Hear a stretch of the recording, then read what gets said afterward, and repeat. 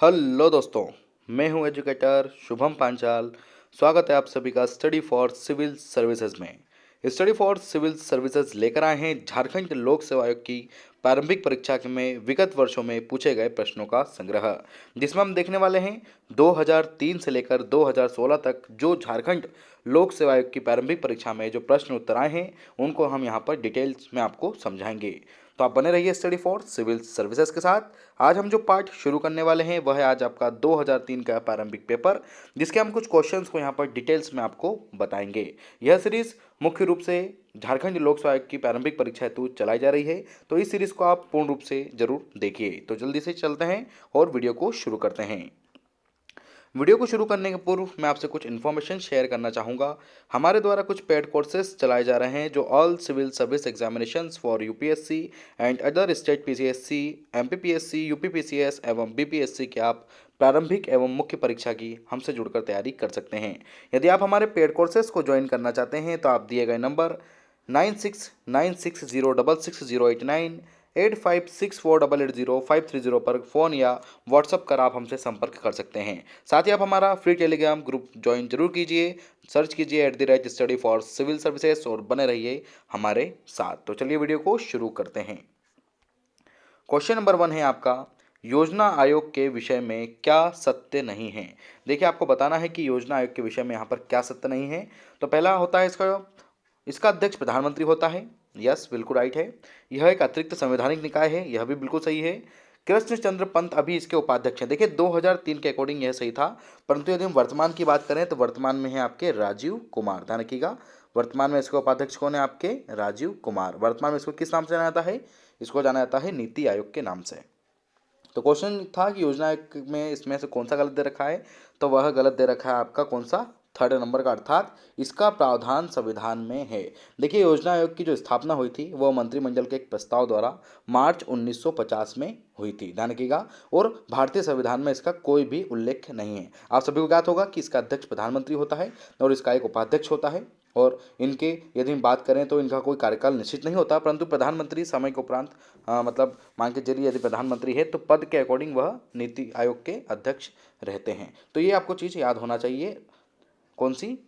योजना आयोग एवं नीति आयोग के अकॉर्डिंग। तो इसका राइट आंसर है आपका 3rd वाला कि इसका प्रावधान संविधान में है, यहाँ पर गलत दे रखा है। बाकी तीनों यहाँ पर सही दे रखे 2003 के अकॉर्डिंग कृष्णचंद्र पंत और वर्तमान में राजीव कुमार। अगले क्वेश्चन की ओर बढ़ते हैं। अगला क्वेश्चन आपका नंबर 2, झारखंड में सबसे बड़ी जनजाति कौन सी है? हो उरांव, मुंडा या संथाल। तो आपको सबसे ज्ञात होना चाहिए स्टेट की जाति एवं जनजाति की। यदि हम बात करें जनजाति की तो यहाँ पर झारखंड में जो सबसे बड़ी जनजाति है वह है आपकी संथाल। ध्यान रखिएगा, सबसे बड़ी जनजाति कौन सी है? आपकी संथाल है। यदि हम दूसरे नंबर पर देखें तो दूसरे नंबर पे है आपकी उरांव। ध्यान रखिएगा, दूसरे नंबर की बात करें तो दूसरे नंबर पे आपकी उरांव, तीसरे नंबर पे आपकी मुंडा और चौथे नंबर पे आपकी हो है। यदि हम संथाल की बात करें तो संथाल है आपकी 35.46%। ध्यान रखिएगा, झारखंड में सबसे बड़ी जनजाति संथाल है जो कि 35.46% है। द्वितीय नंबर पर आती है आपकी उरांव जो कि है आपकी 18.14%।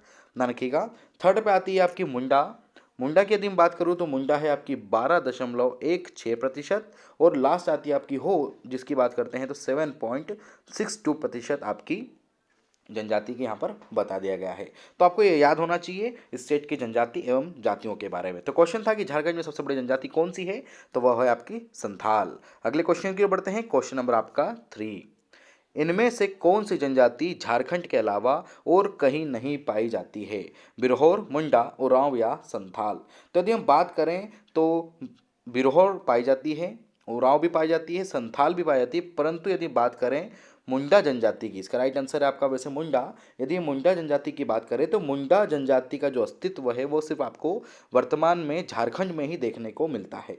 आप रांची चले जाइए, सिंहभूमि जिले वाला क्षेत्र जो है वहाँ पर आपको मुंडा बोल सकते हैं जनजाति आपको देखने को मिल जाएगी। बाकी बिरहोर, उरांव, संथाल आपको ये तीनों जनजाति अलग अलग क्षेत्र में भी देखने को मिल जाएगी, परंतु मुंडा जनजाति आपको झारखंड के अलावा कहीं भी देखने को नहीं मिलेगी। अगले क्वेश्चन की बात करेंगे। क्वेश्चन नंबर आपका 4, संविधान से संबंधित क्वेश्चन है।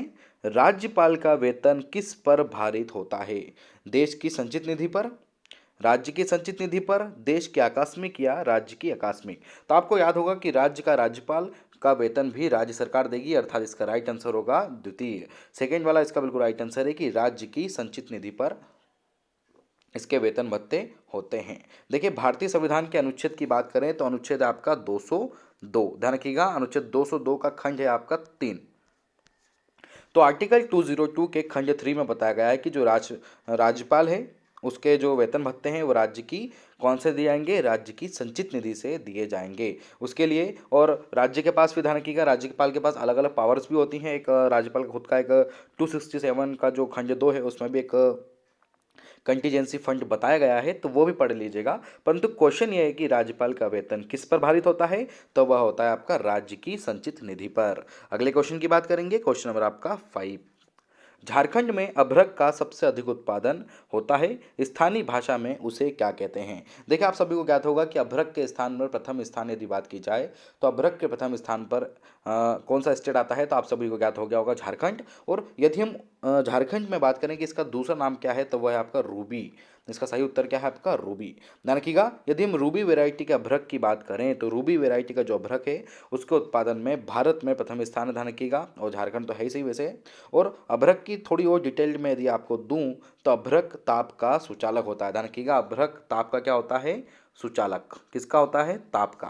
ध्यान रखिएगा अभ्रक ताप का सुचालक होता है। और यदि विद्युत की बात करें तो विद्युत का होता है ये निरोधक। मतलब आप कह सकते हैं कि अभ्रक ताप का सुचालक और विद्युत का निरोधक होता है। इसलिए अभ्रक का उपयोग किस किस चीज़ में किया जाता है, तो इलेक्ट्रिकल्स डिपार्टमेंट्स, इलेक्ट्रिकल्स बोल सकते हैं, कई बार इलेक्ट्रिकल्स के जो टूल्स होते हैं उनमें किया जाता है, सीमेंट उद्योग में किया जाता है, उर्वरक उद्योग में किया जाता है ना। माइका का जो कंपोजिशंस होते हैं, माइका के जो खाली स्थान होते हैं उनमें इसका उपयोग किया जाता है। और किस प्रकार का खनिज है, तो यह एक गैर धात्विक खनिज है। ध्यान रखिएगा अभ्रक कैसा खनिज है आपका, गैर धात्विक खनिज है। तो राइट आंसर आपका रूबी। अगले क्वेश्चन की ओर बढ़ते हैं, क्वेश्चन नंबर आपका 6। हाइपरमेट्रोपिया एक बीमारी है। देखिए आपको सबसे पहले तो हर बीमारी की जानकारी होना चाहिए। पीएससी में ऐसे क्वेश्चंस देखने को कई बार आपको मिलते हैं। तो हाइपरमेट्रोपिया की एक बात करें तो हाइपरमेट्रोपिया एक आंखों से संबंधित होने वाली बीमारी है। सबसे पहली बात होना चाहिए आपको किससे संबंधित है, तो यह है आपकी आइज से संबंधित। आइज से डिसीजेज है, एक आंखों में होने वाली बीमारी है हाइपरमेट्रोपिया। इससे किस दोष के कारण होता है, तो ध्यान रखिएगा इसका एक कौन सी बीमारी है, तो दूरदृष्टि दोष होता है इससे। ध्यान रखिएगा हाइपरमेट्रोपिया से क्या होता है आपका, हाइपरमेट्रोपिया से दूरदृष्टि दोष होता है।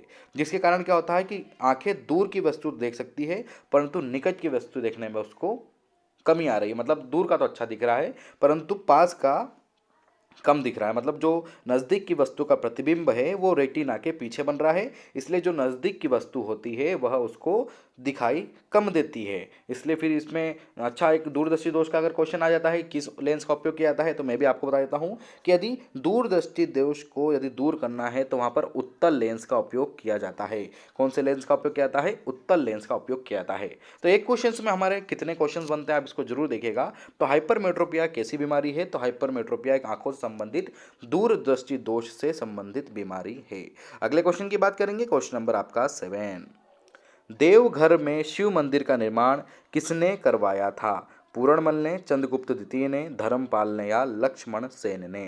तो देवघर में शिव मंदिर की बात करें तो देवघर में शिव मंदिर का निर्माण पूरणमल ने करवाया था। किसने करवाया था, पूरणमल ने करवाया था।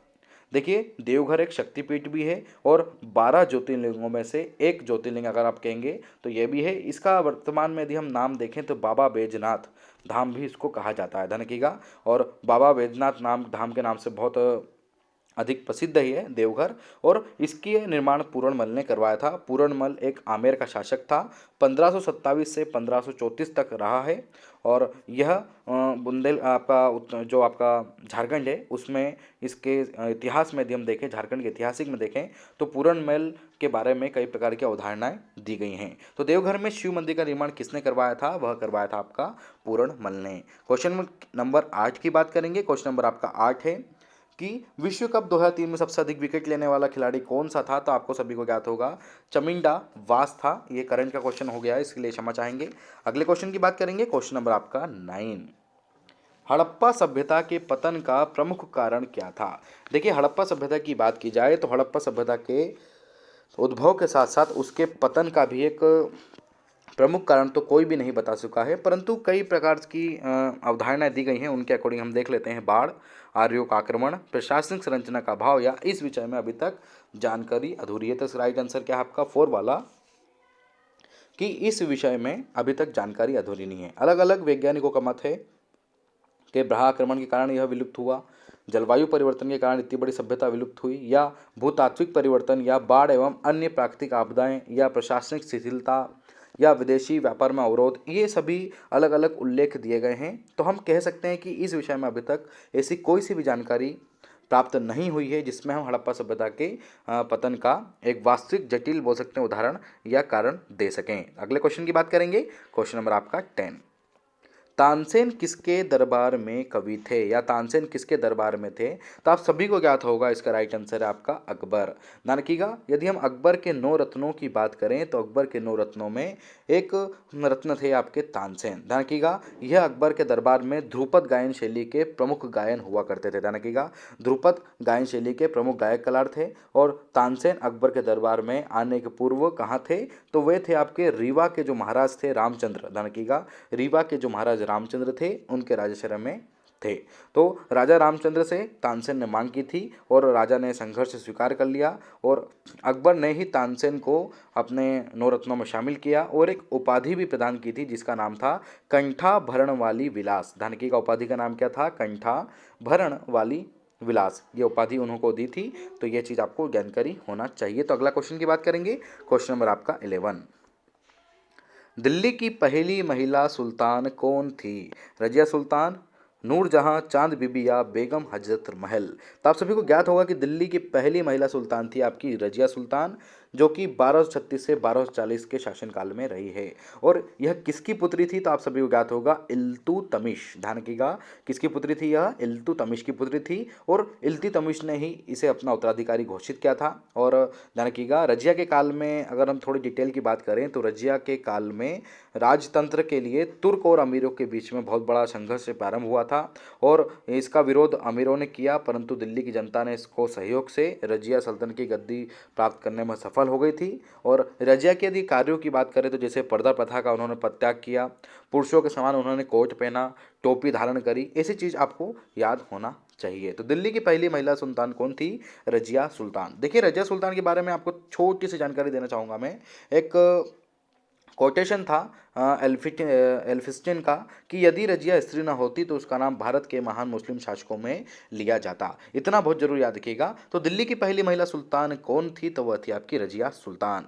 अगले क्वेश्चन की बात करेंगे, क्वेश्चन नंबर आपका 12। हर्षवर्धन मुख्य रूप से किस धर्म का संरक्षक था? तो हर्षवर्धन यदि हम बात करें तो हर्षवर्धन था आपका बौद्ध धर्म का। इसका राइट आंसर है आपका बौद्ध धर्म का। 606 से 647 ईस्वी तक रहा है, और यह एक धार्मिक दृष्टि से एक सहिष्णु शासक माना जाता है। और यह किस वंश का महान शासक था? तो हर्षवर्धन था आपका पुष्यभूति वंश का महान शासक। ध्यान रखिएगा, हर्षवर्धन पुष्यभूति वंश का एक महान शासक था, और इसने हिंदू, बौद्ध, जैन, ध्यान रखिएगा, हिंदू, बौद्ध, जैन आदि सभी धर्मों को राजश्रय दिया, परंतु पूर्ण रूप से अगर देखा जाए तो यह लास्ट में महायान बौद्ध धर्म का एक अनुयायी बना था। और किसके प्रभाव में आकर बना था? क्वेश्चन आ चुका है। तो ये भिक्षु थे दिवाकर मित्र। ध्यान रखिएगा, उनके प्रभाव में आकर इन्होंने बौद्ध धर्म धारण किया था। तो हर्षवर्धन मुख्य रूप से किस धर्म का संरक्षक बन गया था? बौद्ध धर्म का। अगले क्वेश्चन की बात करेंगे, क्वेश्चन नंबर आपका 13। कांग्रेस की किस अधिवेशन में पूर्ण स्वराज की मांग की गई थी? आपको बताना है कि कांग्रेस का ऐसा कौन सा अधिवेशन था जिसमें पूर्ण स्वराज की मांग की गई थी? तो वह था आपका लाहौर अधिवेशन 1929। ध्यान रखिएगा, लाहौर अधिवेशन जो हुआ था कांग्रेस का 1929 में, उसमें पूर्ण स्वराज की मांग की गई थी, जिसकी अध्यक्षता पंडित जवाहरलाल नेहरू ने की थी। और इसी अधिवेशन में सबसे पहले कहा गया था कि 26 जनवरी को प्रत्येक वर्ष स्वतंत्रता दिवस के रूप में मनाने का निर्णय लिया गया था, परंतु वर्तमान में 26 जनवरी को गणतंत्र दिवस और 15 अगस्त को स्वतंत्रता दिवस मनाया जाता है। तो क्वेश्चन था कि कांग्रेस के किस अधिवेशन में पूर्ण स्वराज की मांग की गई थी? तो वह था आपका लाहौर अधिवेशन। अगले क्वेश्चन की बात करेंगे, क्वेश्चन नंबर आपका 14। मुगलों में मनसबदारी प्रथा किसने आरंभ की?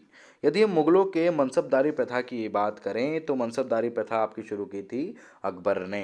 ध्यान रखिएगा, मुगलों में मनसबदारी प्रथा का आरंभ अकबर ने अपने शासनकाल में किया था 40वें या 41वें वर्ष में, मतलब 1595 से 96, 1595 या 96 के समय काल में इन्होंने मनसबदारी व्यवस्था को लाए थे। और मनसबदारी प्रथा में मंगोलों की सैनिक व्यवस्था बहुत ज़्यादा प्रभावित हुई थी। और भले अगर कहें कि हम मनसबदारी व्यवस्था मंगोल पद्धति से मिली हो, परंतु अकबर ने अपनी प्रतिभा इसमें दिखाई थी और इसको एक मौलिक पद्धति भी बना दिया गया था, जिसके अंतर्गत एक अमीर वर्ग था, एक सेना था, एक सिविल अधिकारी था, तीनों का एकीकरण कर दिया गया। और मनसबदार का यदि हम अर्थ देखें या मनसबदार का 2 अंकों में अर्थ देखें तो प्रथम अंक होता है जात रैंक और द्वितीय अंक होता था सवार रैंक या बोधक तत्व हुआ करते थे। तो मनसबदारी व्यवस्था या मनसबदारी प्रथा किसने शुरू करी? तो वह की थी अकबर के शासनकाल, अकबर ने की थी। माफ कीजिएगा, किसने की थी? अकबर ने की थी। अगले क्वेश्चन की बात करेंगे, क्वेश्चन नंबर आपका 15। दिल्ली सल्तनत में सबसे ज्ञानी शासक कौन था? आपको बताना है कि दिल्ली सल्तनत में सबसे ज्ञानी शासक कौन था। तो आप सभी को ज्ञात होगा, मोहम्मद बिन तुगलक।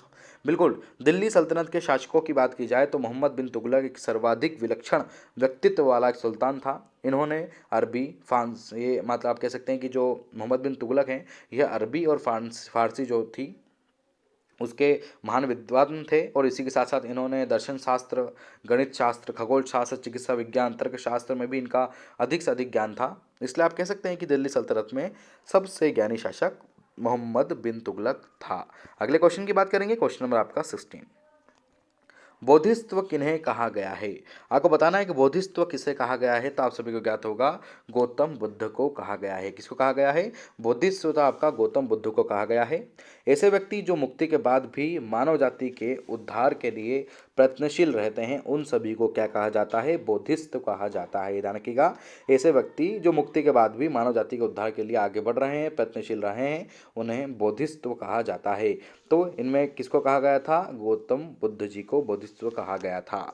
अगले क्वेश्चन की बात करेंगे, क्वेश्चन नंबर आपका 17। थेरेवाद किससे संबंधित है? आपको बताना है थेरेवाद किससे संबंधित है। तो आप सभी को ज्ञात होगा, थेरेवाद आपका बौद्ध धर्म से संबंधित है। किससे संबंधित है? आपका बौद्ध धर्म से संबंधित है। देखिए, बौद्ध धर्म से संबंधित जो अभिधम्म पिटक है, उसको भी थेरवाद कहा जाता है। यदि हम बात करें थोड़ी और डिटेल्ड की, तो थेरी गाथा, आपने नाम सुना होगा थेरी गाथा का। तो थेरी गाथा में जो बौद्ध भिक्षुणियाँ हैं, उनकी गाथाओं का भी संग्रह यहाँ पर मिला है। तो थेरवाद सीधा सा किससे क्वेश्चन है कि थेरवाद किससे संबंधित है? तो थेरवाद आपका बौद्ध धर्म से संबंधित रहा है। अगले क्वेश्चन की बात करेंगे, क्वेश्चन नंबर आपका 18। अंग्रेजों ने भारत में अपना शासन समाप्त करने की घोषणा किस तिथि को निर्धारित की थी? ध्यान रखिए, क्वेश्चन बहुत इंपॉर्टेंट है, क्वेश्चन सुन लीजिएगा पहले कि अंग्रेजों ने भारत में अपना शासन समाप्त करने की घोषणा किस तिथि को निर्धारित की थी? तो इसका राइट आंसर है वो है आपका जून 1948। जून 1948। देखिए, अब आप कहेंगे कि सर 1947 में हमारा भारत आज़ाद हो गया था। तो बिल्कुल यहाँ पर बिल्कुल सत्य है कि 1947 में आपका भारत आज़ाद हो गया था। देखिए, ब्रिटेन में जो श्रमिक दल था, जिसमें प्रधानमंत्री क्लेमेंट एटली थे, उन्होंने हाउस ऑफ कॉमन्स में 20 फरवरी 1947 को एक ऐतिहासिक घोषणा कही थी कि अंग्रेज जून 1948 के पहले ही उत्तरदायी लोगों को सत्ता हस्तांतरित कर देंगे और भारत को छोड़ देंगे। क्वेश्चन रखिएगा, क्वेश्चन पे ध्यान रखिएगा, बहुत ज़्यादा नजर डालिएगा कि अंग्रेज भारत को छोड़ देंगे और सत्ता माफ कीजिएगा सत्ता हस्तांतरित करने के बाद, यह बात जून 1948 तक हुई थी। परंतु अंग्रेजों ने ब्रेक डाउन प्लान का उपयोग किया और ब्रेक डाउन प्लान के अंतर्गत 31 मार्च 1947, रखिएगा 31 मार्च 1947 तक अंग्रेजों को भारत छोड़ने के पूर्व में सुझाव दिया था और 15 अगस्त 1947 को हमारा भारत देश आज़ाद हो गया था। तो ये चीज़ आपको याद होना चाहिए। तो क्वेश्चन ये था कि अंग्रेजों ने भारत में अपना शासन समाप्त करने की घोषणा निर्धारित की थी जून 1948 को, परंतु बाद में उसे ब्रेकडाउन प्लान के अंतर्गत 31 मार्च 1947 तक कर दिया गया था। अगले क्वेश्चन की बात करेंगे, क्वेश्चन नंबर आपका 19। पेशवाओं की राजधानी कहाँ थी? आपको बताना है कि पेशवाओं की राजधानी कहाँ थी? पूना, इंदौर, ग्वालियर या बड़ौदा। तो आप सभी को ज्ञात होगा, इसकी राइट आंसर है आपका पूना या पुणे। देखिए, अभी वर्तमान की बात करें तो पुणे। पेशवा बाजीराव प्रथम जो थे, उन्होंने मराठा साम्राज्य की जो राजधानी थी सतारा, उसको नए शहर जो पुणे थे 1700 28 में स्थानांतरित कर दिया गया था। कब किया गया था? 1728 में उन्होंने स्थानांतरित कर दिया गया था। तो इसका राइट आंसर है आपका पूना। पेशवा की राजधानी कहाँ थी? पुणे में। अगले क्वेश्चन की बात करेंगे, क्वेश्चन नंबर आपका 20। अशोक की धम्म नीति का अर्थ क्या है? आपको बताना है कि अशोक की धम्म नीति का अर्थ क्या है। अहिंसा, दया और ज्ञान, ये तीनों ही धम्म नीति के अर्थ के रूप में माने जा सकते हैं। तो राइट आंसर है आपका फोर्थ वाला, उपयुक्त सभी। देखिए, अशोक का जो धम्म था वह धर्म के प्रति एक प्राकृतिक रूप में माना जाता है, जिसमें अशोक ने अपनी प्रजा का नैतिक उत्थान के लिए विभिन्न प्रकार की आचारों की संहिता बनाई गई थी, जिसमें अहिंसा, दया, दान, है ना, इसके साथ साथ में पाप से निवृत्ति, सत्य, कर्म शुद्धि, ये सभी चीज़ें, विश्व कल्याण, ये सभी चीज़ें धम्म के अंतर्गत बताई गई थी। तो धम्म नीति का अर्थ क्या है? अहिंसा, दया, दान, ये चीज़ें तीनों इंक्लूड है इसमें। अगले क्वेश्चन की बात करेंगे, क्वेश्चन नंबर आपका 21। निम्नांकित में से कौन आहार श्रृंखला नहीं बनाते? देखिए, पर्यावरण से संबंधित क्वेश्चन आपको याद होना चाहिए आहार श्रृंखला के बारे में। तो आपको बताना है, घास बकरी मनुष्य बनाते हैं, घास मेमना बाघ बनाते हैं, सांप मोर आदमी बनाते हैं, परंतु फूल मधुमक्खी और मनुष्य नहीं बनाते। देखिए, फूल को मधुमक्खी कह सकते हैं कि ठीक है, परंतु मधुमक्खी को मनुष्य नहीं खाता। तो ध्यान रखिएगा, एक आहार श्रृंखला तो नहीं हो सकती। अब आहार श्रृंखला क्या होती है उसके बारे में थोड़ी सी बात करते हैं। तो देखिए, जो इकोसिस्टम होता है उसमें एक आहार श्रृंखला है, जिसमें विभिन्न प्रकार के जो जीवधारी हैं वह उनका क्रम दे रखा है कि कौन भोज्य होंगे और कौन भक्षक होंगे, मतलब किस चीज़ को कौन खाएगा। भोज्य एवं भक्षक का एक चेन सिस्टम है, जिसको हम देखते हैं खाद्य ऊर्जा के प्रवाह के रूप में। यही कहलाती है हमारी आहार श्रृंखला, जिसमें विभिन्न प्रकार के हरे पौधे होते हैं, प्राथमिक उत्पाद होते हैं, द्वितीय उत्पाद होते हैं, है ना, प्रथम द्वितीय तृतीय श्रेणी के विभिन्न प्रकार के उपभोक्ताएं होते हैं, अपघटनकर्ता होते हैं। तो ये सारी चीज़ें आपको इसमें याद होना चाहिए। तो राइट आंसर है इसका थर्ड वाला। अगले क्वेश्चन की बात करेंगे, क्वेश्चन नंबर आपका 22। झारखंड में पाइका क्या है? आपको बताना है झारखंड में पाइका क्या है। तो देखिए, पाइका एक नृत्य है। सबसे पहले हम बात करेंगे पाइका क्या है। तो पाइका एक आपका नृत्य है। तो आपका याद होना चाहिए झारखंड में पाइका क्या है। पाइका एक नृत्य है। देखिए, झारखंड के यदि हम बोकारो और धनबाद जिले की बात करें, तो उड़ीसा का जो उत्तरी जिला है, उड़ीसा के कुछ उत्तरी जिले भी हैं जिसमें यह नृत्य जो सैनिक पोशाक में भी किया जाता है, जिसको हम बोलते हैं पाइका। और पाइका का मतलब होता है अखाड़ा। सीधी सी बात, पाइका का अर्थ होता है आपका अखाड़ा। ये सारी चीज़ें आपको याद होना चाहिए। तो झारखंड में पाइका क्या है आपका? तो झारखंड में पाइका आपका एक नृत्य है। अगले क्वेश्चन की बात करेंगे, क्वेश्चन नंबर आपका 23। राष्ट्रीय आय, इकोनॉमिक्स से संबंधित क्वेश्चन है। राष्ट्रीय आय के आंकड़ों का संकलन कौन सी संस्था करती है? आपको बिल्कुल ज्ञात होगा, CSO। This is right answer, बिल्कुल CSO, केंद्रीय सांख्यिकी संगठन। देखिएगा, केंद्रीय सांख्यिकी संगठन CSO राष्ट्रीय आय के आंकड़ों का संकलन करता है। ध्यान रखिएगा, भारत सरकार ने राष्ट्रीय आय की संकलना के लिए या गणना के लिए केंद्रीय सांख्यिकी संगठन की स्थापना की थी। और यह या बोल सकते हैं जो संगठन है, यह नियमित रूप से राष्ट्रीय आय के आंकड़े प्रकाशित करता है, जिसमें विभिन्न प्रकार के उपभोग, व्यय, बचत, पूंजी संचयन, राष्ट्रीय आय एवं अनेक प्रकार के डाटाओं का उपयोग इसके अंतर्गत किया जाता है। तो राष्ट्रीय आय के आंकड़ों का संकलन कौन सी संस्था करती है? वह करती है आपकी CSO। अगले क्वेश्चन की बात करेंगे, क्वेश्चन नंबर 24। सर्वाधिक ताप अवरोधक खनिज कौन सा है? आपको बताना है सर्वाधिक ताप अवरोधक खनिज इनमें से कौन सा है। लोहा, तांबा, टीन या फायर क्ले। तो थोड़ा सा इसको ऊपर कर लेते हैं। ये देखिए, इसका राइट आंसर है आपका फायर क्ले। यदि हम सर्वाधिक ताप अवरोधक खनिज की बात करें दिए गए ऑब्जेक्ट के अकॉर्डिंग, तो फायर क्ले इसका सबसे अधिक राइट आंसर होगा। तो फायर क्ले सबसे अधिक अवरोधक खनिज है, जिसमें सिरामिक्स होता है, और यह अग्निसह ईंटों के निर्माण में जो रिफैक्ट्री क्लेज होता है, इसमें उसका उपयोग ज़्यादा से ज़्यादा किया जाता है। और ध्यान रखिएगा, फायर क्ले में उच्च ग्रेड का जो फायर क्ले होता है उसमें लगभग 3227 फ़ारेनहाइट, ध्यान रखिएगा 3227 फ़ारेनहाइट का तापमान को सहन करने की शक्ति होती है। तो देखिए, फायर क्ले में कितनी अधिक शक्ति है। तो सर्वाधिक ताप अवरोधक खनिज कौन सा है? तो आपको क्या होना चाहिए? Fire clay. अगले क्वेश्चन की बात करेंगे, क्वेश्चन नंबर आपका 25। हाइड्रोलिक ब्रेक किस सिद्धांत पर काम करता है? आपको बताना है हाइड्रोलिक ब्रेक किसके सिद्धांत पर काम करता है। तो आपने नाम सुना होगा पास्कल के सिद्धांत का। बिल्कुल सही उत्तर है इसका, राइट आंसर है पास्कल का सिद्धांत। देखिए, पास्कल का जो नियम है उसके अनुसार ऑटोमोबाइल्स के जो हाइड्रोलिक ब्रेक हैं वह कार्य करते हैं। ये आपको इतना ज्ञात होना चाहिए। तो क्वेश्चन था कि हाइड्रोलिक ब्रेक किस सिद्धांत पर काम करता है। तो राइट आंसर है इसका पास्कल सिद्धांत। अगले क्वेश्चन की बात करेंगे, क्वेश्चन नंबर 26। पार्डजोल क्या है?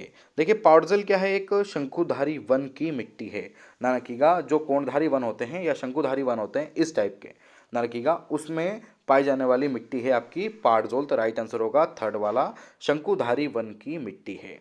तो पार्डजोल एक शीतोष्ण कटिबंधीय या कोणधारी वनों में पाई जाती है और यह मिट्टी क्षारीय होती है। ध्यान रखिएगा, यह मिट्टी कैसी होती है? क्षारीय होती है। अब क्षारीय मिट्टी है तो उर्वरता भी कम होगी, और क्योंकि उर्वरता कम होने का कारण यहाँ पर इसलिए है क्योंकि यहाँ पर बर्फ अधिक पड़ती है। ठीक है, तो ये चीज आपको ज्ञात होना चाहिए। तो पार्डजोल क्या है? पार्डजोल एक शंकुधारी वन क्षेत्र की मिट्टी है। अगले क्वेश्चन की बात करेंगे, क्वेश्चन नंबर आपका 27। कॉर्क किस पेड़ की छाल में होता है? आपको बताना है कि कॉर्क किस पेड़ की छाल में होता है? यूकेलिप्टस, डालबर्जिया, कॉर्क वृक्ष या इनमें से कोई नहीं। तो देखिए कॉर्क वृक्ष की बात करें तो वह होता है ओक नामक वृक्ष से। तो यहाँ पर राइट आंसर होगा कोई भी नहीं। तो यहाँ वृक्ष का नाम लिख देता हूं मैं आपका ओक। ठीक है, तो कार्क जो होता है वो ओक नामक वृक्ष से होता है, जिसका यदि हम वैज्ञानिक नाम देखें तो देखिए बिल्कुल ट्रीज के वैज्ञानिक नाम आपको याद होना चाहिए। तो यदि हम इस ट्री की बात करें, ओक वृक्ष के वैज्ञानिक नाम की बात करें, तो इसका वैज्ञानिक नाम है क्वेंकस सुबर। मैं यहाँ पर लिख देता हूँ क्वेंकस सुबर, ध्यान रखिएगा, क्वेंकस सुबर। क्वेंकस सुबर इसका ओक का बोल सकते हैं आप वैज्ञानिक नाम है। और यह कहाँ पाया जाता है? तो ध्यान रखिएगा, यह अधिक से अधिक दक्षिण पश्चिम यूरोपीय वाला जो क्षेत्र है, इसी के साथ में उत्तर पश्चिम अफ्रीकी देशों में यहाँ पर आपको देखने को मिल जाएगा। इसका उपयोग अधिकतर हम यदि हम देखें तो विदेशों में जो शराब की बोतल होती हैं उनमें जो ढक्कन लगा रहता है, जो कोक फ्लोरिंग सिस्टम होता है ना बोतल का, उसमें इसका उपयोग किया जाता है। तो राइट आंसर इसका कोर्क मतलब इनमें से कोई नहीं। अगले क्वेश्चन की बात करेंगे, क्वेश्चन नंबर आपका 28। प्रकाश की गति क्या है? आपको बताना है कि प्रकाश की गति क्या है। 3 लाख किलोमीटर प्रति सेकेंड, 4 लाख किलोमीटर प्रति सेकेंड, या 183 लाख किलोमीटर प्रति सेकेंड, या 5 लाख किलोमीटर प्रति सेकेंड। तो इसका राइट आंसर आपका 3 लाख किलोमीटर प्रति सेकेंड। देखिए 3 × 10⁻⁴ मैं बोलूँ 8 मीटर प्रति सेकेंड, यदि इसको मैं इनडायरेक्टली बता दूं तो आप तो इतना याद रखिए कि प्रकाश की जो गति होती है वो निर्वात में वायु के लगभग बराबर होती है, और लगभग 3 × 10⁸ मीटर प्रति सेकेंड होती है। ध्यान रखिएगा, 3 × 10⁸ मीटर प्रति सेकेंड मतलब 3 लाख किलोमीटर प्रति सेकेंड तक हो सकती है।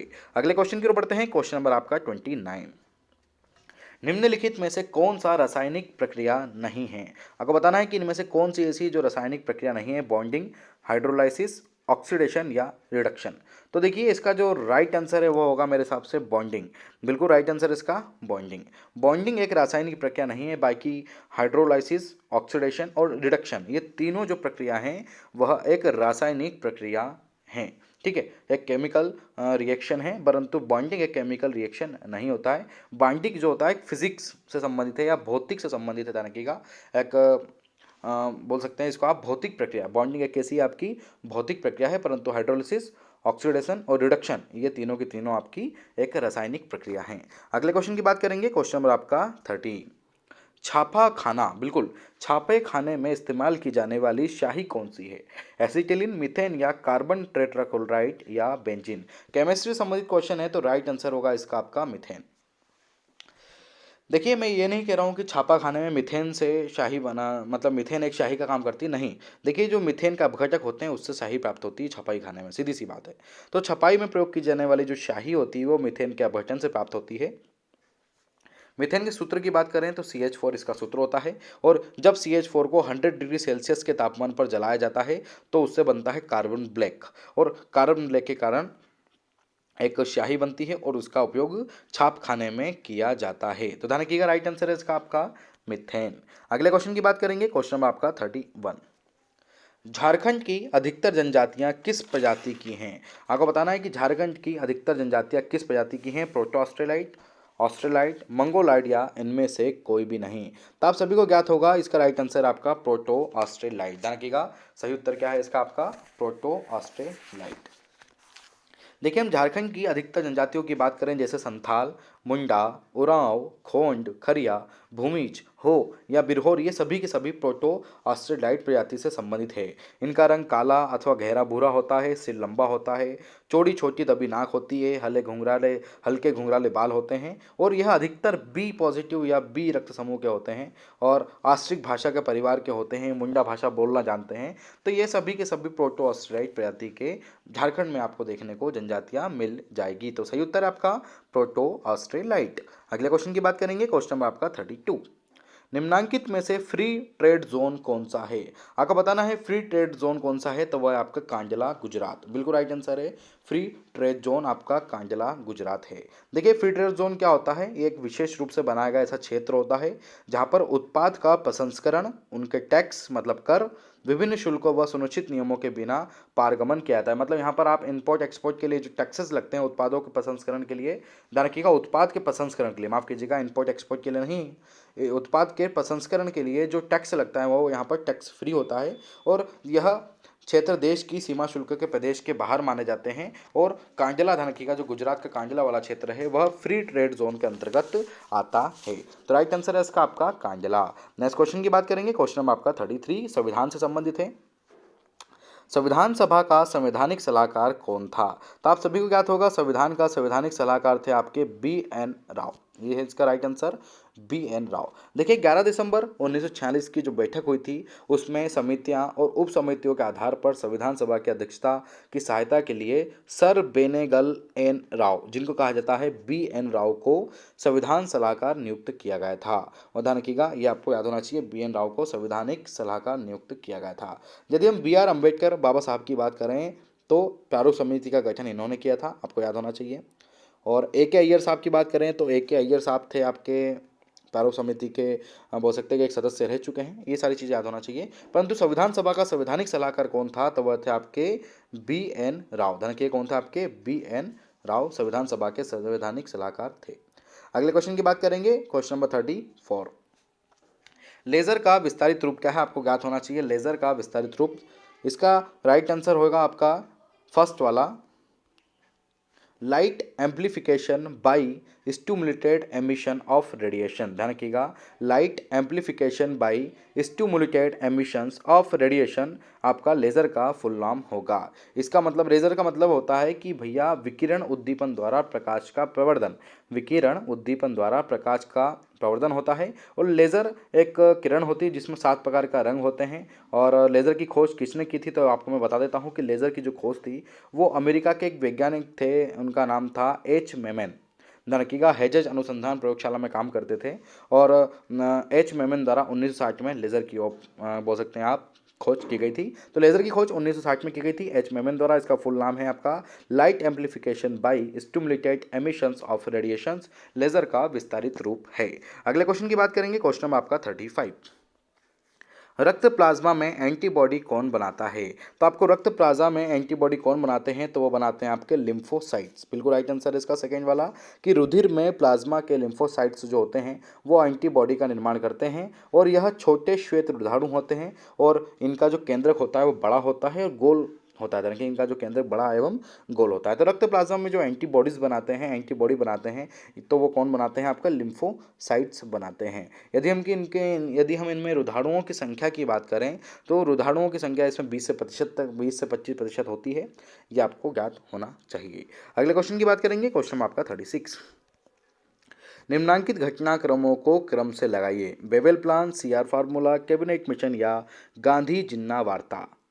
तो देखिए यदि हम बात करें सीआर फार्मूले की, या यदि हम बात करें वेबल प्लान की, यदि हम बात करें कैबिनेट मिशन की, या बात करें हम गांधी जिन्ना वार्ता की, तो आप सभी को ज्ञात होना चाहिए इसका जो सही आंसर है पहला होगा आपका सीआर फार्मूला, दूसरा होगा आपका गांधी जिन्ना वार्ता, तीसरा होगा आपका वेबल प्लान और चौथा होगा आपका कैबिनेट मिशन। सबसे पहले हम बात करेंगे सीआर फार्मूले की। तो सीआर फार्मूला आपका लाया गया था 10 जुलाई 1944 को। ध्यान रखिए कब लाया गया था आपका सीआर फार्मूला, 10 जुलाई 1944 को लाया गया था, जिसमें मुस्लिम लीग जो थे वो भारतीय स्वतंत्रता की मांग का समर्थन कर रहे थे और अस्थायी सरकार के गठन के रूप में कांग्रेस के साथ सहयोगी दल की भूमिका अदा करने की बात उन्होंने कही थी। साथ में वयस्क मताधिकार के आधार पर पाकिस्तान की मांग को भी मतगणना के आधार पर अलग किया जा सकता है, ऐसी बात इन्होंने सीआर फार्मूला में की थी। तो सीआर फार्मूला सबसे पहला आया था, इसके बाद आया था आपका गांधी जिन्ना वार्ता। यदि गांधी जिन्ना वार्ता की बात करें तो गांधी जिन्ना वार्ता आई थी आपकी सितंबर 1944 में, जिसमें पाकिस्तान के बंटवारे को लेकर गांधी जिन्ना वार्ता हुई थी। ठीक है, तो ये भी आपको याद होना चाहिए। थर्ड आया था आपका वेवेल प्लान। तो वेवेल प्लान के बारे में आपको बिल्कुल याद होगा। जो वेवेल थे भारतीय वायसराय या ब्रेक डाउन योजना, जो इसके पहले क्वेश्चन में मैंने आपको बताई थी, 14 जून 1945 माफ़ कीजिएगा 14 जून 1945 में वेवेल योजना या ब्रेक डाउन योजना भारत में आई थी। और ध्यान रखिएगा, जो भारत की प्रतिरक्षा के क्षेत्र हैं उनको छोड़कर सभी क्षेत्र भारत को दिए जाएंगे, ऐसी बात कही थी, परंतु ये बात उनके मानी नहीं गई थी। और इसके बाद 24 मार्च 1946 को कैबिनेट मिशन लाया गया था। ध्यान रखिएगा, 24 मार्च 1946 को इसके बाद कैबिनेट मिशन लाया गया था, जिसमें 3 सचिव थे। भारत सचिव पैथिक लॉरेंस जो कैबिनेट मिशन के अध्यक्ष थे, व्यापार बोर्ड के अध्यक्ष थे इसमें स्ट्रेटफोर्ड क्रिप्स, और नौसेना के प्रमुख जो एबी अलेक्जेंडर थे। इन्होंने कैबिनेट मिशन के स्वरूप में पाकिस्तान की मांग को भी अस्वीकार कर दिया गया था। तो यहाँ पर आपको बताना था कि डिटेल्स में कौन से फर्स्ट है, कौन से सेकंड, कौन से थर्ड, फोर्थ। तो मैं आपको बताया सीआर फार्मूला फर्स्ट, गांधी जिन्ना वार्ता सेकंड, थर्ड बेवेल प्लान और फोर्थ आपका कैबिनेट मिशन। अगले क्वेश्चन की बात करेंगे, क्वेश्चन नंबर आपका 37। खेरवार आंदोलन कब हुआ? आपको बताना है खेरवार आंदोलन कब हुआ। तो वो था आपका 1874 ईस्वी में। बिल्कुल, खेरवार आंदोलन आपका 1874 से 1942 तक चलने वाला एक बोल सकते हैं कि आंदोलन था, जिसका शुरुआती नेतृत्व किया था आपका भागीरथ मौजी ने। किसने की था? भागीरथ मांझी ने, माफ कीजिएगा भागीरथ मांझी। भागीरथ मांझी ने इसका नेतृत्व किया था, और अपने साथ संथाल लोग जो थे, संथाल परगना वाले जो क्षेत्र थे, अपने आप को संथाल जो लोग हैं उनका भगवान इन्होंने खुद को घोषित कर दिया था। मतलब संथाल परगना भगवान घोषित कर दिया गया था। और यह एक जो विद्रोह, संथाल विद्रोह था, उसी के अकॉर्डिंग या उसी के समान एक विद्रोह था, जिसमें अंग्रेज द्वारा जो जनजाति के धार्मिक कार्य हैं उनके बीच में हस्तक्षेप, जनजाति लोगों के अंग्रेज बनाना, ज़बरदस्ती मार मार कर उनको अंग्रेज बनाना, ये सारी चीज़ों को दूर करने के लिए खेरवार आंदोलन भी शुरू किया गया था 1874 से। और ये कब तक चला? 1942 तक चला। याद होना चाहिए आपको। अगले क्वेश्चन की बात करेंगे, क्वेश्चन नंबर आपका 38। भारत द्वारा निर्मित पायलट रहित युद्धक विमान कौन सा है? हंस, अस्त्र, लक्ष्य या इनमें से कोई नहीं? तो आपको बताना है। तो देखिए, पायलट रहित युद्धक विमान है आपका लक्ष्य। ध्यान रखिएगा, कौन सा है आपका? लक्ष्य। देखिए, यदि हम लक्ष्य की बात करें तो लक्ष्य एक बोल सकते हैं कि जो भारत में बनाया, मतलब एक बोल सकते हैं भारत द्वारा बनाया गया है, वो पायलट रहित युद्धक विमान है लक्ष्य। ध्यान रखिएगा, और इसको डीआरडीओ द्वारा डिजाइन किया गया है। यदि हम इस विमान की बात करें तो यह विमान समुद्र तट से 300 मीटर की ऊंचाई से लेकर 9 किलोमीटर की ऊंचाई, ध्यान रखिएगा 300 मीटर से लेकर 9 किलोमीटर तक की ऊंचाई पर उड़ान भर सकता है। ये आपको याद होना चाहिए। तो इसका राइट आंसर आपका लक्ष्य है। और इसके अलावा भी भारत में कई प्रकार के विमान हैं जो पायलट रहित है, जैसे आई हेरोन्स है ना, जो इसराइल से हमने खरीदा था। अभ्यास है, औरा है, फ्लकी है, निशांत है, नेत्र है, रुस्तम है, ये सभी के सभी डीआरडीओ द्वारा बनाए गए हैं। तो भारत द्वारा निर्मित पायलट रहित युद्धक विमान कौन सा है? तो वह आपका लक्ष्य यहाँ पर बताया गया है। अगले क्वेश्चन की बात करेंगे, क्वेश्चन नंबर आपका 39। टेक्नोलॉजी संबंधित है। ब्रह्मोस्त्र क्रूज मिसाइल किस देश के सहयोग से बनाई गई थी? तो आपको याद होगा, ब्रह्मोस्त्र हमने ली है रूस की सहायता से हमने बनाई थी। भारत और रूस की एक जो संयुक्त परियोजना थी उसके द्वारा विकसित की गई थी यह मिसाइल तकनीकी है ब्रह्मोस्त्र। ध्यान रखिएगा, जिसका एक सिद्धांत है कि भूल जाओ, सॉरी दागो और भूल जाओ, है ना, दागो और भूल जाओ, यह इसका उच्चुक सिद्धांत है। और यह 290 किलोमीटर तक मारक क्षमता है इसकी, लगभग 18 मीटर तक लंबी है, और यह मिसाइल 14 किलोमीटर तक की ऊंचाई तक जा सकती है। ध्यान रखिएगा, यदि इसकी गति की बात करें तो 3 मैक, ध्यान रखिएगा इसकी गति क्या है? 3 मैक इसकी गति है। और वर्तमान में इसकी गति लगभग बढ़ा दी गई है, 7 से 8 मैक कर दी गई है, और 600 किलोमीटर तक अब यह मार क्षमता इसकी कर दी गई है। तो देखिए, ब्रह्मोस्त्र भारत और रूस, मैं आपको बताता हूँ सिंपल सा। ब्रह्मोस्त्र का नामकरण भारत और रूस के आधार पर कैसे हुआ? ब्रह्मपुत्र और plus Moscow, Brahmaputra plus Moscow, ये समझ लीजिएगा आप। ब्रह्मपुत्र प्लस मास्को मतलब भारत और रूस के सहयोग से बनाई गई ब्रह्मोस्त्र एक सुपरसोनिक क्रूज मिसाइल भारत और रूस की संयुक्त परियोजना के अंतर्गत बनाई गई थी। अगले क्वेश्चन की बात करेंगे, क्वेश्चन नंबर आपका 40। निम्नलिखित नदियों में से कौन एस्टुरी नहीं बनाती? नर्मदा, माही, लूनी या महानदी? तो इसका राइट आंसर आपका महानदी। देखिए, महानदी की बात करें तो महानदी एस्टुरी या डेल्टा का जो विपरीत शब्द होता है एस्टुरी, वह नहीं बनाती है। बाकी नर्मदा, माही और लूनी, ये तीनों की तीनों जो नदियां हैं वह एस्टुरी बनाती हैं। एस्टुरी की मतलब होता है कि जो नदियां डेल्टा नहीं बनाती बल्कि सीधे समुद्र में मिल जाती है। देखिए, मैं आपको बताता हूँ यहाँ पर डिटेल में। मान के चलिए समुद्र है, ये नदी आपकी सीधी मिल रही है, तो ये सभी की सभी नदियाँ एस्टुरी नहीं बनाती, सीधी सी बात। तो महानदी एस्चुरी नहीं बनाती है। बाकी सभी नदियाँ एस्चुरी बनाती है, नर्मदा बनाती है, माही बनाती है, लूनी बनाती है, परंतु महानदी एस्चुरी नहीं बनाती। अगले क्वेश्चन की बात करेंगे, क्वेश्चन नंबर आपका 41। दक्षिण की गंगा किसे कहते हैं? तो दक्षिण की गंगा कहते हैं आपकी कावेरी को। याद होगा आप सभी को, दक्षिण की गंगा के नाम से जाने वाली नदी कौन सी है? आपकी कावेरी है। और कावेरी कर्नाटक के कुर्ग जिले से निकलती है। और किस पहाड़ी से निकलती है? ब्रह्मगिरी पहाड़ी से निकलती है। ध्यान रखिएगा, कर्नाटक के कुर्ग जिले की ब्रह्मगिरी पहाड़ी से निकलती है, वह उसको बोलते हैं कावेरी नदी। यदि इसकी लंबाई की बात करें तो इसकी लंबाई है टोटल 800 किलोमीटर। केरल, कर्नाटक और तमिलनाडु, ध्यान रखिएगा 3 स्टेटों से बहती है नदी। केरल, कर्नाटक और तमिलनाडु से मिलती है। यदि हम इसकी प्रमुख सहायक नदियों की बात करें तो हैरांगी, हेमावती, अकरावती, काबिनी, भवानी या अमरावती इसकी प्रमुख नदियां भी हैं। तो दक्षिण की गंगा किसे कहा जाता है? तो कावेरी को दक्षिण की गंगा कहा जाता है। अगले क्वेश्चन की बात करेंगे, सिंपल सा क्वेश्चन है, नर्मदा का उद्गम स्थल कौन सा है? तो आप सभी को ज्ञात होगा, अमरकंटक। मध्य प्रदेश व छत्तीसगढ़ की सीमा पर स्थित है अमरकंटक, जो मैकाल पर्वत श्रेणी का एक भाग है, जिससे नर्मदा नदी यहाँ पर निकलती है। यदि नर्मदा नदी की कुल लंबाई की बात करें तो 1312 किलोमीटर नर्मदा नदी की पूरी लंबाई है। और यह नदी एस्चुरी बनाती है, ध्यान रखिएगा। और ध्यान रखिएगा, पश्चिम की तरह भारत में बहने वाली सबसे बड़ी प्रायद्वीपीय भारत की सबसे बड़ी नदी है। मतलब पश्चिम की तरह बहने वाली प्रायद्वीपीय भारत की सबसे बड़ी नदी कौन सी है? आपकी नर्मदा नदी है, जो कि अरब सागर या खंबा की खाड़ी में गिरती है। और यह कई प्रकार के जलप्रपात जैसे कपिलधारा, धुआंधार जलप्रपात, जबलपुर ऐसे बनाती है। और इसकी यदि हम अन्य सहायक नदियों की बात करें तो हिरण, शेर, तवा, दूधी, शक्कर आदि इसकी सहायक नदी है। और ध्यान रखिएगा, मध्य प्रदेश, महाराष्ट्र, गुजरात में यह नदी बहती है। सबसे अधिक मध्य प्रदेश में है 1077 लंबाई। तो नर्मदा का उद्गम स्थल कौन सा है? तो वह आपका अमरकंटक। अगले क्वेश्चन की बात करेंगे, क्वेश्चन नंबर आपका 43 इकोनॉमिक्स से संबंधित है। 10वीं पंचवर्षीय योजना के बारे में पूछा गया है कि 10वीं पंचवर्षीय योजना की अवधि क्या थी? तो आप सभी को ज्ञात होगा, 2002 से लेकर 2007 तक 10वीं पंचवर्षीय योजना की अवधि थी, जिसमें जो वार्षिक विकास दर है उसको 8% रखा गया था, एक लक्ष्य रखा गया था। और बहुत इंपॉर्टेंट है ये जीडीपी समृद्धि दर के लिए, गरीबी कम करने के लिए, रोजगार के लिए। और इसका प्रमुख फोकस क्या था 10वीं पंचवर्षीय योजना का? स्वरोजगार, संसाधन और भारत का विकास। ध्यान रखिएगा, स्वरोजगार, संसाधन और भारत का विकास 10वीं पंचवर्षीय योजना का था। तो इसकी अवधि पूछी यहाँ पर सिर्फ 2002 से लेकर 2007। अगले क्वेश्चन की बात करेंगे, क्वेश्चन नंबर आपका 44। दुमका का हिजला मेला किस नदी के किनारे लगता है? तो दुमका का हिजला मेले की बात करें तो वह लगता है मयूराक्षी नदी के किनारे। ध्यान रखिएगा, किस नदी के किनारे लगता है? आपका मयूराक्षी नदी के किनारे लगता है। तो हिजला मेला जो है वह छोटा नागपुर और संथाल परगना जो है, उत्तरी पूर्वी झारखंड का जो क्षेत्र है, उसका सबसे बड़ा एक जनजातीय मेला है।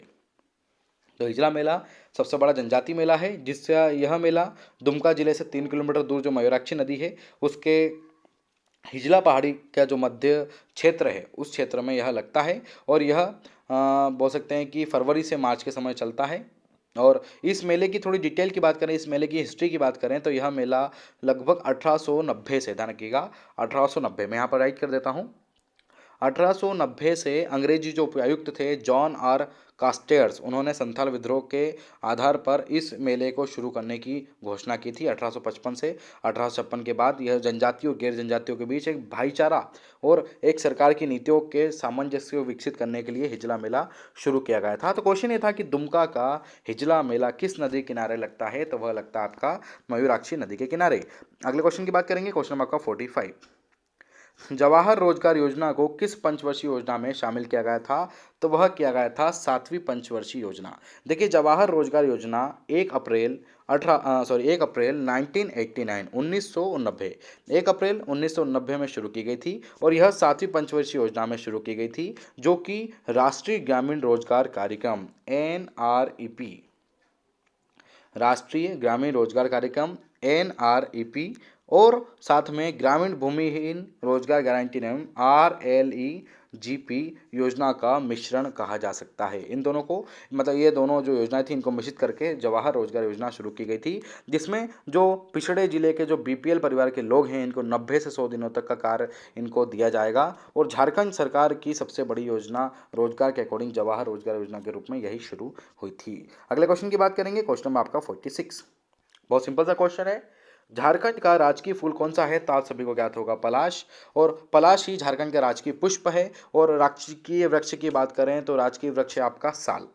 देखिए राजकीय वृक्ष आपका साल, और साल का दूसरा नाम बताऊं तो सोरिया रोबस्ता, बहुत इंपॉर्टेंट है। सोरिया रोबस्ता साल का एक राजकीय वृक्ष है। परंतु पूछा है आपका राजकीय फूल कौन सा है, तो राजकीय फूल है आपका राजकीय फूल, ध्यान क्या, नॉट अ राष्ट्रीय, this is a state, state के बारे में पूछा गया है।